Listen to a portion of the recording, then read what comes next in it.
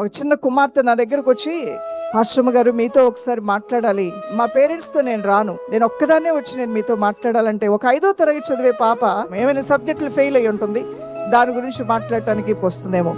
పాప వచ్చింది, నాతో మాట్లాడటానికి గొంతు పెగలట్లేదు, ఏడుస్తుంది, ఒకవైపు వెక్కిళ్ళు పడి ఏడుస్తుంది, ముఖం అంతా ఎర్రగైపోయింది, మనిషి వణికిపోతూ ఉంది.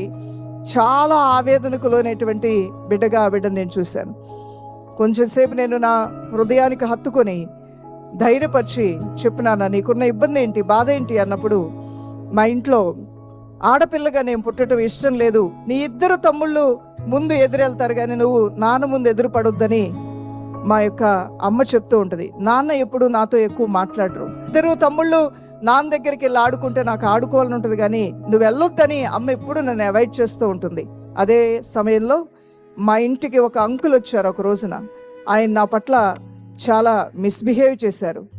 ఆ రోజు నా దగ్గరకు వచ్చే సమయానికి ఆ బిడ్డని అప్పటికే ఎన్నోసార్లు బలాత్కారం చేయబడి ఇప్పటికీ చెప్పుకోలేని పరిస్థితిలో వచ్చింది. వాళ్ళ తల్లి చూసి, అందుకనే ఈ ఇంట్లో ఆడపిల్లలు పుట్టకూడదని మీ నాన్న అనుకున్నాడు, ఈ రోజున చండాల పని నువ్వు చేశావు, ఈ ఇంట్లో ఉండటానికి నువ్వు వీల్లేదని ఆవిడ ఏది దొరికితే అది తీసుకొని పాపకు వాతలు పెట్టి కొట్టేసిందట.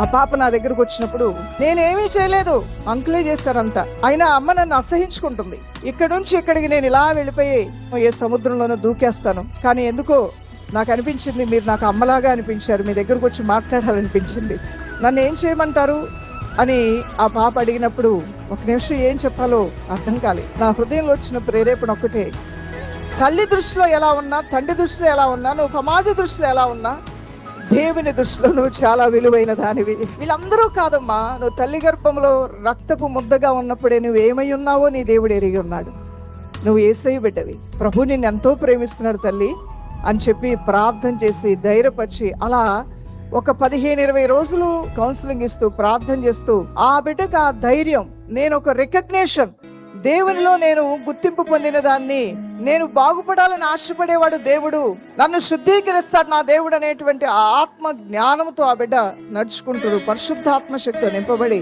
తన చదువులన్నిట్లో కూడా ఉన్నతమైన స్థానంలో ఆ బిడ్డని దేవుడు ఎన్నుకొని నిలబెట్టాడు. ఈరోజు నా బిడ్డకి వివాహమైంది.